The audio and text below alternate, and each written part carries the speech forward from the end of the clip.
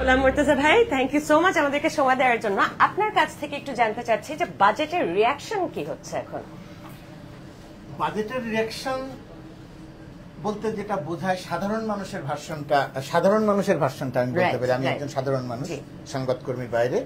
যে বাজেট তো সাধারণ মানুষের কাছে একটা ব্যাপার থাকে যে বাজেট একটু কঠিন বিষয়, অর্থনীতি একটু কঠিন বিষয়, এবং আমাদের নীতি নির্ধারকরাও আমাদেরকে বুঝিয়ে থাকেন যে বাজেট একটি কঠিন বিষয়, বাজেট সাধারণ মানুষের জন্য না।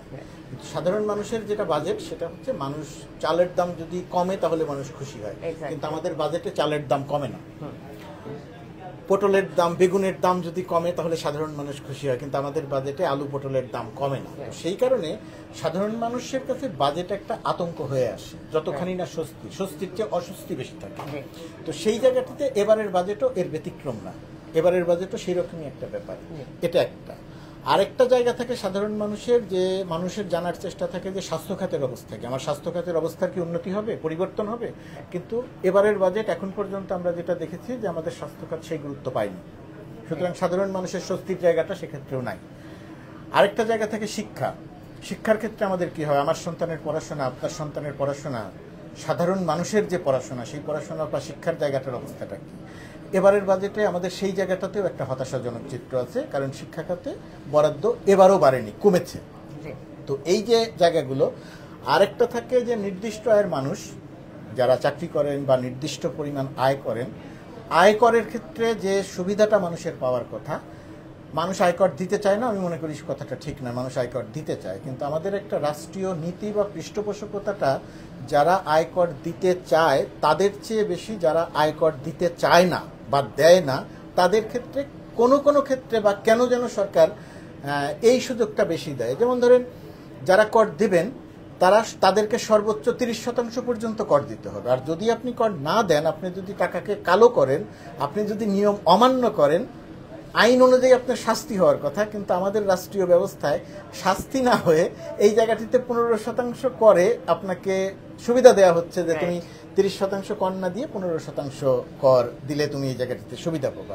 তো এই যে নীতি নির্ধারক পর্যায়ে এই যে সিদ্ধান্তগুলো আসে, আমার স্বাস্থ্যে কোনো সুখবর আসে না, শিক্ষায় কোনো সুখবর আসে না, নিত্য প্রয়োজনীয় জিনিসপত্রের ক্ষেত্রে সুখবর আসে না, এই যে আসে না নিশ্চয়ই কিছু কিছু জায়গায় আসে, কিছু কিছু জিনিস সুখবর এসেছে ব্ল্যাক মানি যারা আর্ন করছে তাদের জন্য।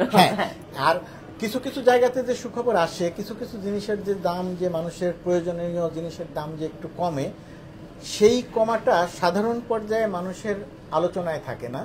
মানুষ সেটার জন্য সরকারকে ধন্যবাদ দিতে পারে না। তার কারণ হচ্ছে তার যে বেসিক নিড, তার যে একেবারে নিত্য দিনের যে জীবনযাপন, সেই জায়গাটাতে কোনো পরিবর্তন আসে না। তার পরিবহনে খরচ কমে না, তার বাজার ক্রয়ের খরচ কমে না, তার শিক্ষায় খরচ কমে না, সে স্বাস্থ্যে বেশি অর্থ ব্যয় করেও সেবা পায় না।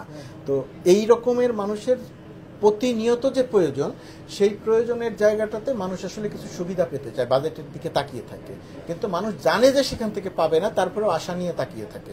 সেই আশাটা যখন পূরণ হয় না, তখন মানুষের ভেতরে এক ধরনের হতাশা আছে। যে জায়গাগুলোতে মানুষকে কিছু সুবিধা সরকার দেবে বলে বা দেয় বলে ঘোষণা দেয়, সেটাতেও মানুষ খুশি হয় না, তার কারণ তার প্রয়োজনীয় জিনিসের ক্ষেত্রে যেহেতু সে বঞ্চিত হয়, এবং মানুষ মনে করে যে নিম্নবিত্ত, নিম্ন মধ্যবিত্ত, মানে উচ্চ মধ্যবিত্ত এই শ্রেণীটিও বাজেটের ক্ষেত্রে বঞ্চিত হয়। বাজেটের ক্ষেত্রে সাধারণত বা কথার মার পেঁচে লাভবান করা হয় ধনিক শ্রেণীকে। এই যে ধনিক শ্রেণীকে লাভবান করাটা, এটা সাধারণ মানুষকে বিক্ষুব্ধ করে। তা আমাদের সাধারণভাবে বাজেটের প্রতিক্রিয়া এটাই থাকে যে মানুষের স্বস্তি থাকে না, বাজেট মানুষের জীবনে এক ধরনের অস্বস্তি নিয়ে আসে।